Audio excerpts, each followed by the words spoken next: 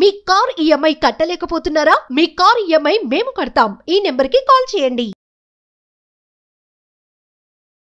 నమస్తే, welcome back to Suman TV. నేను మీ సంజయ్. ఈరోజు మనతో పాటు ఉన్నారు తోడు నీడా ఫౌండర్ రాజేశ్వరి అమ్మగారు. అమ్మతో మాట్లాడి కొన్ని విషయాలు తెలుసుకుందాం.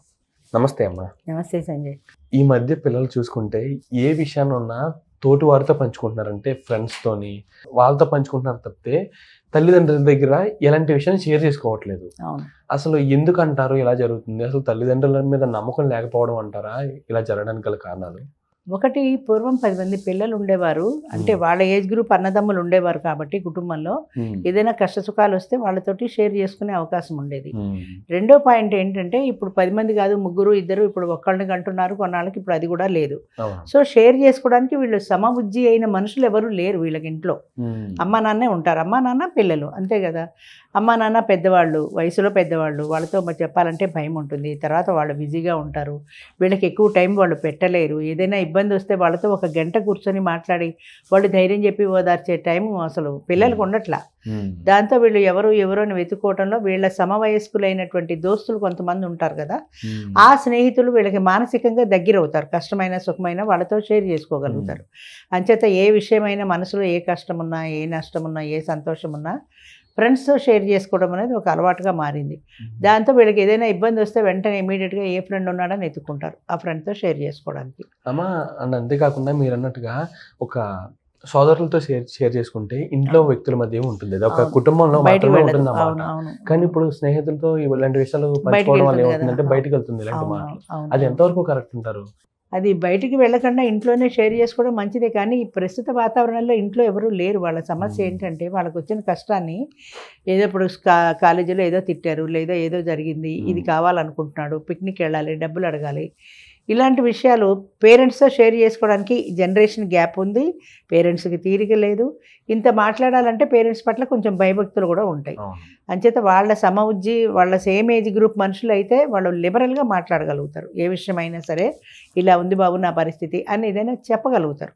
ముఖ్యంగా లవ్ అఫైర్, ఒరే అమ్మాయిని నేను లవ్ చేస్తున్నాను, ఈ అమ్మాయిని నేను లవ్ చేస్తున్నాను అని ఏదైనా చెప్పాలంటే ఫ్రెండ్కి చెప్పగలుగుతారు, కానీ పేరెంట్స్కి చెప్పలేరు. అంచేత అలాంటి టైంలో ఫ్రెండ్ అనేవాడు friend in need is a friend in deed ఏదో చెప్తారు చూడండి సామెత, అలాగా నిజమైన స్నేహితుడు అయినవాడు నిర్మోహమాటంగా వాడి మంచి కోరి సలహా చెప్పాలి.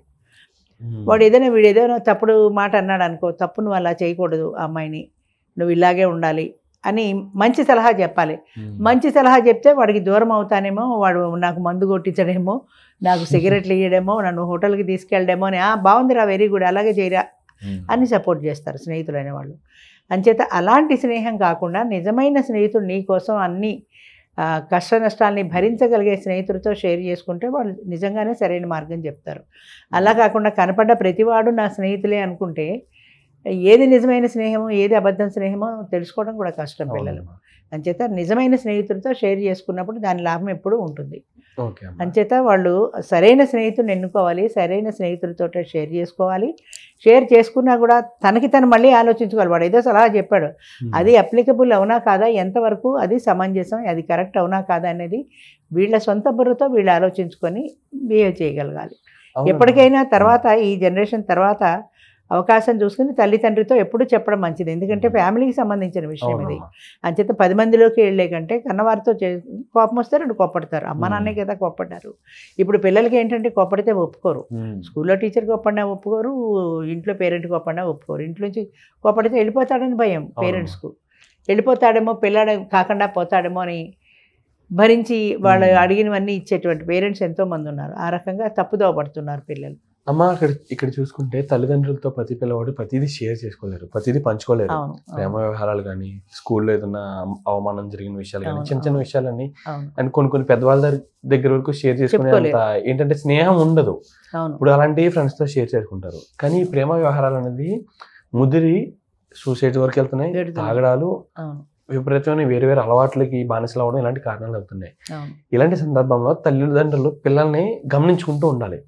ఒకవేళ పిల్లవాడు చెప్పినా చెప్పకపోయినా పిల్లవాడు మానసిక స్థితి ఎలా ఉంది, ఏం చేస్తున్నాడు అనేది ఎలాగా గుర్తించాలంటారు? ఒకవేళ మా పిల్లవాడిలో మార్పులు వస్తున్నాయి అంటే ఎందుకు అనేది ఎలా గుర్తించాలంటారు? అసలు ముందు పిల్లలకు పేరెంట్స్ తప్పనిసరిగా కొంత టైం కేటాయించుకోవాలి. వాళ్ళు వచ్చేటప్పటికే రాత్రి 8, 9 అయిపోతాయి ఆఫీసుల నుంచి. పిల్లలు ఆ టైంకి తినేసి పడుకుంటారు. వాళ్ళ భోజనాలు వేరు, వీళ్ళ భోజనాలు వేరు, వాళ్ళ టైములు వేరు, వీళ్ళ టైములు వేరు. వాళ్ళు లేచేపటికి వీళ్ళు ఆఫీసుల నుంచి వెళ్ళిపోతారు. వాళ్ళు లేట్ నైట్ పడుకుంటారు, లేట్గా లేస్తారు. అప్పటికి వీళ్ళు 8 గంటలకు ఆఫీస్కి వెళ్ళిపోతారు. అసలు పిల్లలతో టైం ఎక్కడుంది గడపడానికి? టైం లేదు కాబట్టే దాన్ని కాంపెన్సేట్ చేయడం కోసం పిల్లడు ఒక 10,000 కావాలంటే 10,000 ఆ టేబుల్ని పెట్టేసి వెళ్ళిపోతారు అంతే. వాడు వచ్చి తీసుకుంటాడు, వెళ్ళిపోతారు. కానీ ఈ 10,000 నీకు ఎందుకు, ఏ విషయంలో కావాలి అని అడిగే తీరిక, ఓపిక పేరెంట్స్కు లేవు. అది ఎక్స్ప్లెయిన్ చేసేది లేదు. తప్పనిసరిగా తల్లి, తండ్రి, పిల్లలు కూర్చొని మాట్లాడుకునే అలవాటు ఉండాలి. భోజనాలు అందరూ కలిసి చేశారనుకోండి, భోజనం చేస్తూ మాట్లాడుకుంటారు. స్కూల్లో విషయాలు పిల్లలు చెప్తారు, కాలేజీల విషయాలు పేరెంట్స్ వింటుంటారు, ఏదైనా అవసరమైతే సలహా ఇస్తారు. పిల్లలు రాత్రి 10 తర్వాత క్లబ్లో, పబ్బులో ఎందుకు దొరుకుతున్నారు చెప్పండి? 10 తర్వాత అసలు పిల్లలు ఎక్కడికి వెళ్తున్నారు? ఇంత లేటుగా ఇళ్ళకి ఎందుకు వస్తున్నారు? వీళ్ళ రూమ్లో వెళ్ళి తలపేసి పడుకుంటారు, వాడు వచ్చి వాడు రూమ్లోకి వెళ్ళిపోతాడు. అంతేగాని 10 దాటితే అమ్మ కళ్ళ పడతామేమో, నాన్న కళ్ళ పడతామేమో అనే భయం పిల్లలకు ఉండట్లేదు. ఎందుకంటే వాళ్ళు దాన్ని వాళ్ళు పడుకుంటారు కాబట్టి. పూర్వం ఎక్కడైనా అంటే అసలు తక్కువ సందర్భాలు కూడా పిల్లలు ఏ సినిమాకైనా ఫ్రెండ్స్తో ఎడితే వచ్చేదాకా తల్లి అలాగే కూర్చొని ఉండేది, పడుకునేది కాదు. వాళ్ళు వచ్చిన తర్వాతనే ఆవిడ తలపేసుకొని పడుకునేది. అదే వాడు మందు తాగి వచ్చాడు అనుకోండి, తల్లికి తెలుస్తుంది, తెలిస్తే మందలిస్తుంది. దీని ఇంపాక్ట్ చాలా ఉంటుంది లైఫ్లో. అంచేత అమ్మ చూస్తుందేమో, అమ్మకి తెలుస్తుందేమో అనే భయానికైనా వద్దురా బాబు నేను తాగను, మా అమ్మకి తెలిస్తే కోపడుతుంది అనే భయం ఉండేది ఇదివరకు. ఇప్పుడు ఆ భయం లేదు. ఎవరి దారి వాళ్ళదే, ఎవరి జీవితాలు వాళ్ళవే. ఒక ఇంట్లో ఉంటున్నారు తప్ప ఎవరి జీవితాలు వాళ్ళవే. ఇంతెందుకండి, పసిపిల్లలు వేరే గదిలో పడుకోబెడుతున్నారు ఈ రోజులో. ఇది వరకు పాలు తాగే పిల్లలేంటి 5, 6 ఏళ్ళు 10 ఏళ్ళు వచ్చే వరకు అమ్మ దగ్గరే పడుకున్నారు పిల్లలు. పెద్ద వయసు వచ్చిన తర్వాతనే వేరే వెళ్ళేవాళ్ళు. అలాంటిది ఇప్పుడు పాలు తాగే పిల్లల్ని కూడా వేరే గదిలో పడుకోబెడుతున్నారు. ఎందుకని అంటే వాళ్ళు ఉండకూడదు, వాళ్ళు సపరేట్గా పడుకోవడం వాళ్ళకి అలవాటు అవ్వాలి. అమ్మ పాలు తాగి పడుకునే పిల్లలు కూడా అంత సపరేట్గా ఉండాల్సినంత అవసరం ఏముంది? అవసరం కాదు. అదేమిటో ఒక పద్ధతి అంతే, ఒక ఫ్యాషన్ అయిపోయింది. అది చూస్తే బాధ అనిపిస్తుంది. ఆ పిల్లలకి అమ్మ దగ్గర పడుకున్నప్పుడు ఉండేటువంటి ఆ ధైర్యం కానీ, ఏడ్చే పిల్లల్ని కూడా తల్లి దగ్గర పడుకోబెట్టుకుంటే ఊరుకుంటారు. ఎంచేత అమ్మ ఉంది అనే ధైర్యం. ఆ ధైర్యం ఏది వీళ్ళకి?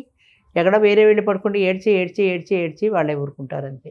చిన్నప్పటి నుంచి పేరెంట్కి పిల్లలకి మధ్యలో రిలేషన్ పూర్వం అంత స్ట్రాంగ్గా లేదు. చెప్పాలంటే పూర్వం ఉన్నంత స్ట్రాంగ్గా లేదు.